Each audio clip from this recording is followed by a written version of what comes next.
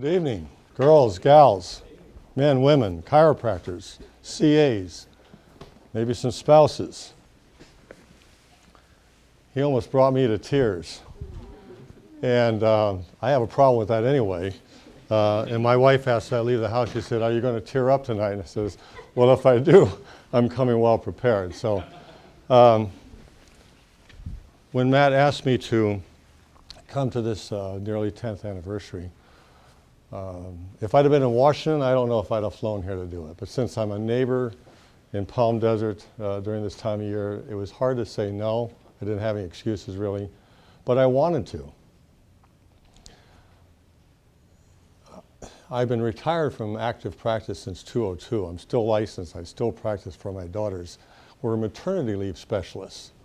And I've done 6 sessions in the last 9 years, and I just finished up my last one in November, December. So I've stayed active. But it's opportunities like this that give me a chance to reacquaint myself with the passion. Because, you know, like anything else, the fire can go down, you have to throw logs on it to get it back up. And so for about the last 3 weeks, I've had thoughts flow through my head at the most unopportune time. And I've been asked what I'm thinking about. Are you in the zone? Are you in a fog? What's happening? I think I was frozen over a putt once when I was called to task. So I'm up, I'm brimming over with the feeling I have. And so it's not the sad things that would cause me to get emotional. It's just what chiropractic means to me. And as I look at out in this crowd here, we're all young faces. You're the future of chiropractic tomorrow.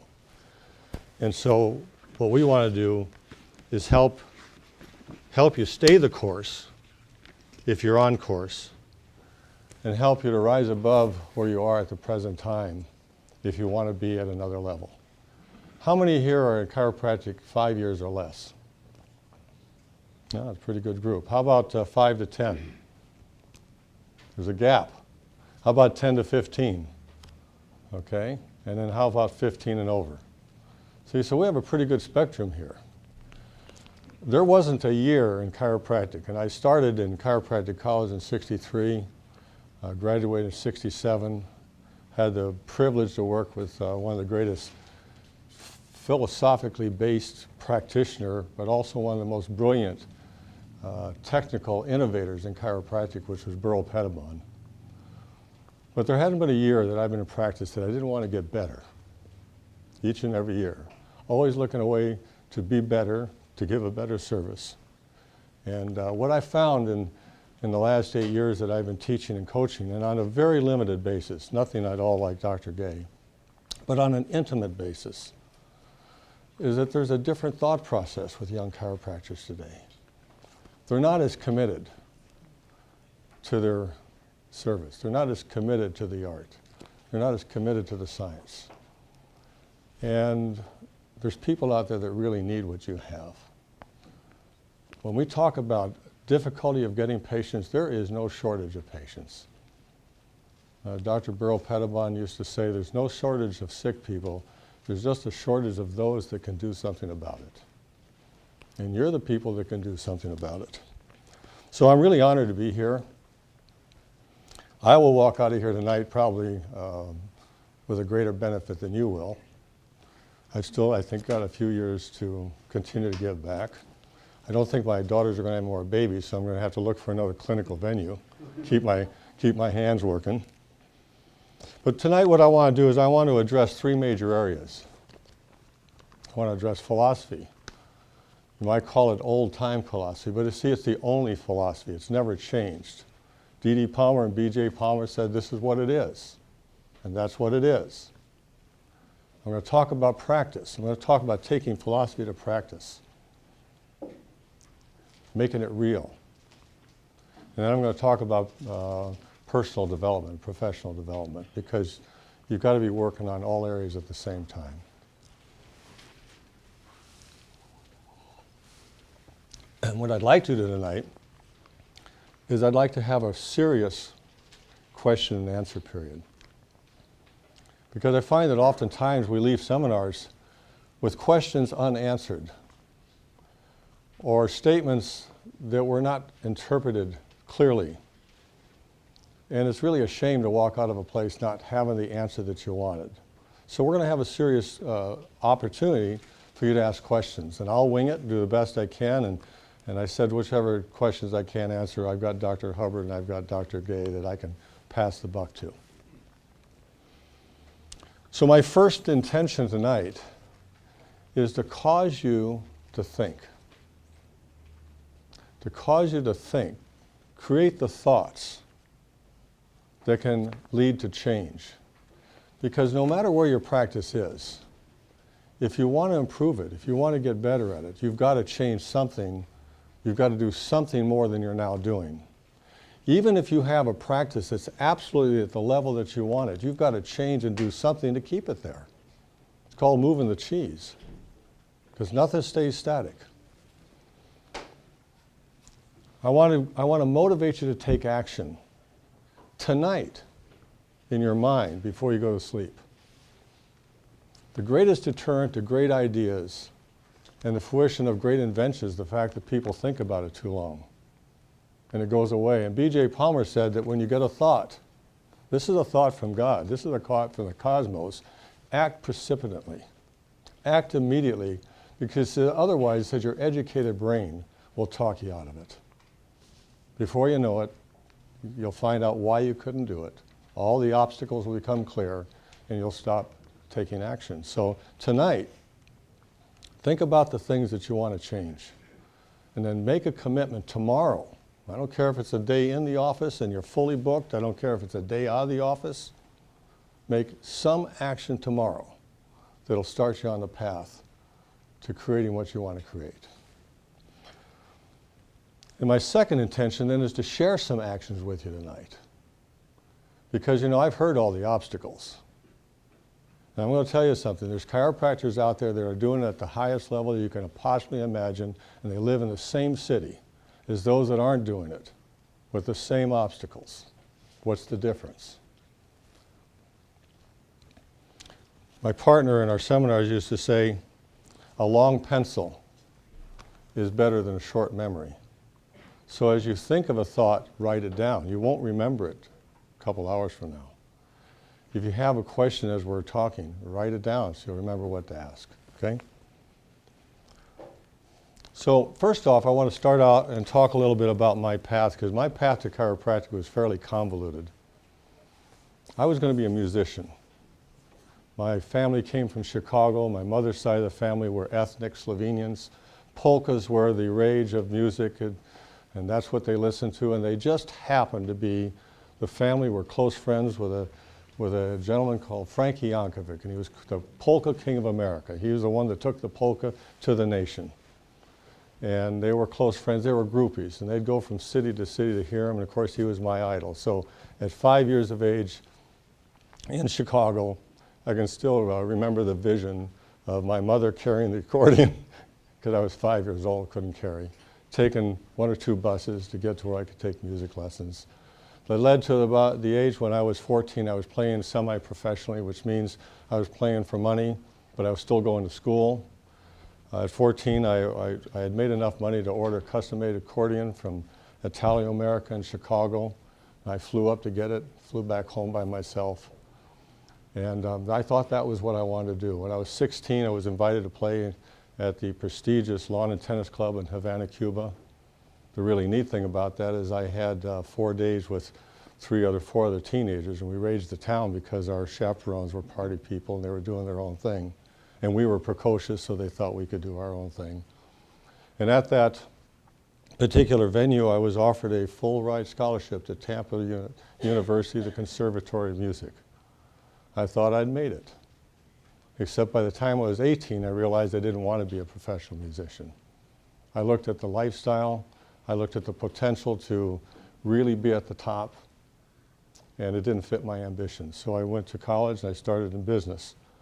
Majored in accounting, got a job in a bank, and things went really well for a couple of years, moving up, met a girl in my life, fell in love, was going to go to the University of Florida so that we could get the education I knew I needed if I wanted to really advance myself. And then we had the Cuban crisis. So I didn't want to get drafted. So I joined the Marine Corps, came back without a girlfriend. So I think I was in a little bit of a dull thought at the time. I was now not content with my job. So my mother and father's best friends was a chiropractor. They met him at the Polish American Club where I was playing a couple times a month on Saturday nights. And I looked at that individual, and he was extremely successful. He was highly respected. And I just, I was able to, in social settings, see how people related to him. And the thought struck me that I'd like to be like him. So I was on vacation. I asked him if I could come. Well, by the way, I'll back up. My mother was in a very severe car accident, and she was going to medical care, and the reason that he didn't involve himself is because insurance didn't pay for it. She was very seriously injured. 6 months went by, and she was deteriorating. And finally, he said, look, you know, this is your life or death. You need to have my care. And so he brought her in, and within months, she was on her road to recovery. So that was an incredible impression to me. So I asked if I could go into his office. I spent 2 days of my vacation, a good part of each day, just watching what he did. He was upper cervical specific, had 6 resting booths. Patient got checked, adjusted. Sometimes it just got checked, because upper cervical work, you don't adjust if there's not pressure. And then you lay in the booth for 20 minutes. Got my first adjustment, upper cervical, laid in the booth, and it was like, probably like someone on acid. If I can, I've never been there, but I mean, it was just one of these most incredible feelings. And I think today that the way we should really practice, is we should have these resting booths, but people are, you know, on the go coming in, and they're on the go going out, and they don't give inmate a chance to even do anything with the adjustments sometimes. Can everybody hear me back there? Because I can certainly raise the tone. So I made the decision that, well, he gave me 2 books, Up from Below the Bottom, and I can't remember the other one right, The Bigness of the Fellow Within. And I tore through those in 3 or 4 days, and I was committed. I wanted to be a chiropractor. So took me about 9 months to get my resources together. That means sell the fancy car and buy a cheap one and drive to Palmer. Started in Palmer in 1963 and graduated in 1967. So that's how I got into chiropractic. The second person that was most influential besides Burl Pettibon, but by the way, in between junior and senior year, I came out and interned with him, took his primary class, and then when I graduated, I had the opportunity to come back and be an associate of his. One of the most influential part of my chiropractic life. The second was Dr. Sid Williams from Atlanta, Georgia, with the DE movement. How many of you have ever been to one of the DE meetings? Okay, so we started, and we started in 1969. And the only reason I went there is because I was in practice as a full associate, and I was seeing 35 patients a week after a year, and that didn't exactly meet my expectations. Here I've been teaching with them, teaching chiropractors around the country for 3 years. Thought I had all the stuff I needed up here. I had the technique, the talent, but they weren't breaking my doors down to come in. And so some of my friends that had enough gumption to look me straight in the eye and tell me what I needed was, you need to go to DE. You've lost your passion. So Dr. Sid Williams was a major, major influence in my early chiropractic career.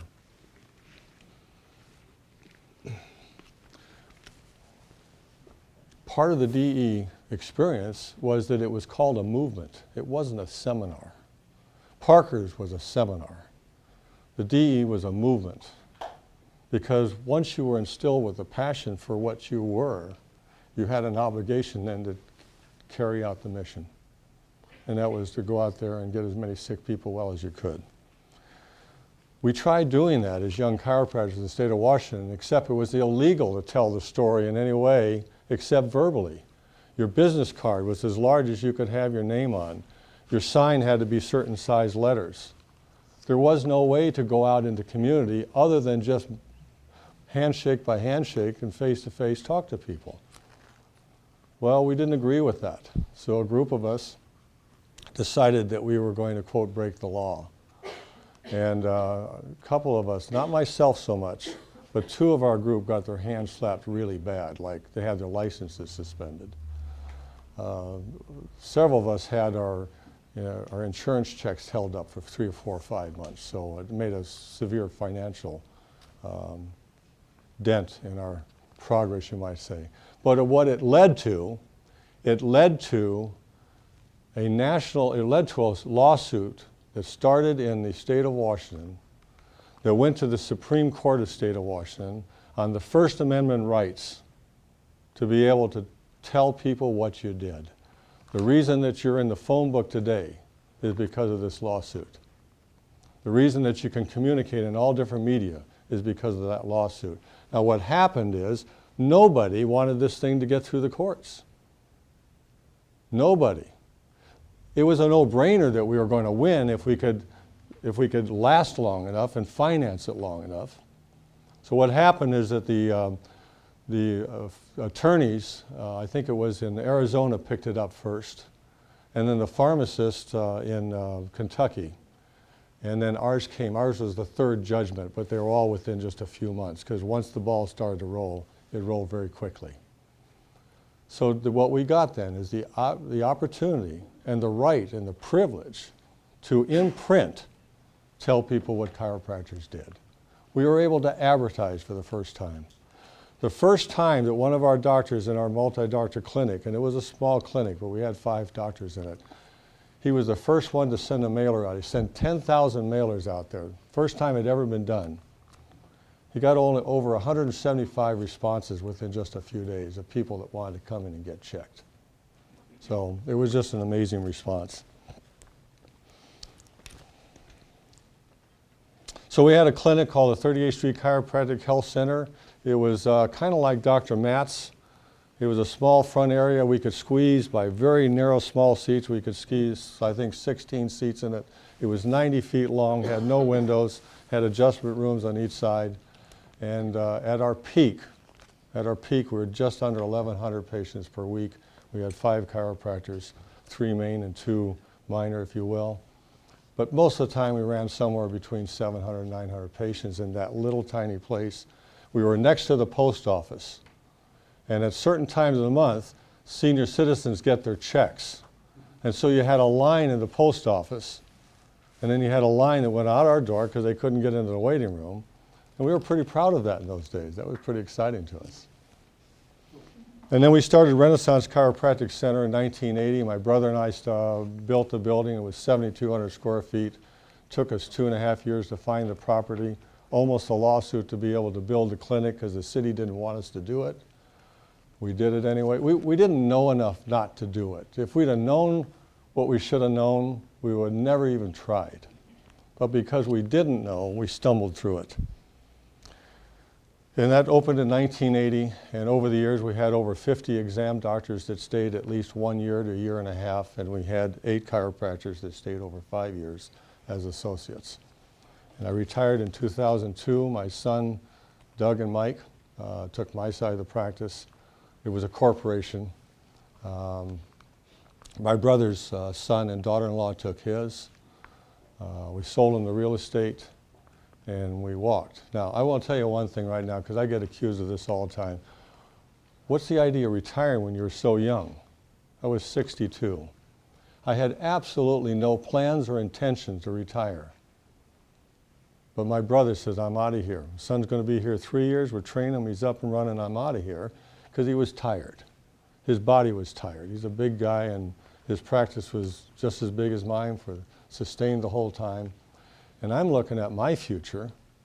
You know, my son had been with me 9 years, one son 3 years. I've got a nephew, his wife, my son's wife, who's a chiropractor, and young chiropractors in there. And I'm practicing at a high level. I was already administrating about 70% of the workload. I wasn't about to take on that. So I decided I would get out of their way and let them fly on their own, and that's what we did. Okay, so that's a little bit of my history. Now we're going to talk about old-time philosophy. When I started with Palmer, think about this. Every instructor or professor that I know of were chiropractors or had a chiropractic degree. Some of them had never practiced. But the really good ones did practice. That was their night job. They taught all day, and then they had their practice at night. Talk about a work week, huh? Names like Dr. Price and Dr. Strang and Dr. Farrell. I mean, these were giants at that time. Philosophy just oozed out of their pores, and everything they taught, it was always from a perspective of chiropractic philosophy. Universal innate intelligence. The body was organized. It was self-healing. This is what we were taught from the very first quarter that we started. BJ called it the big idea, that mental energy flowed from the brain over the nervous system and ran and controlled the body. In fact, we just heard a tape of BJ's just within the last 2 weeks at a meeting that Tim and I were on, and he's talking about mental energy. He never used the word nerve. Mental energy flowing from the brain to the cells, tissues, and organs of the body, creating function, because it was the life force, the life source of every part of the body. We learned it was from above down, inside out. It flows from within, creates function. The medical paradigm is from below up and outside in, because they treat the body from the outside. They change and redirect function chemically, not naturally. They don't restore function, they alter function. We learned what vertebral subluxations were and the cycle that it caused by interfering with this precious life energy of the body. And we learned that the adjustment specific, think about that, that's what it was called. The adjustment specific corrected vertebral subluxations, not manipulations. It removed nerve interference. That was the purpose. So at that time, I mean, I just knew I was part of something so much bigger than I ever thought I could be. I was part of the big idea. And I was preparing to go out in the world and get sick people well. That's a really great feeling. And it was just alive and present, and the student body had that energy.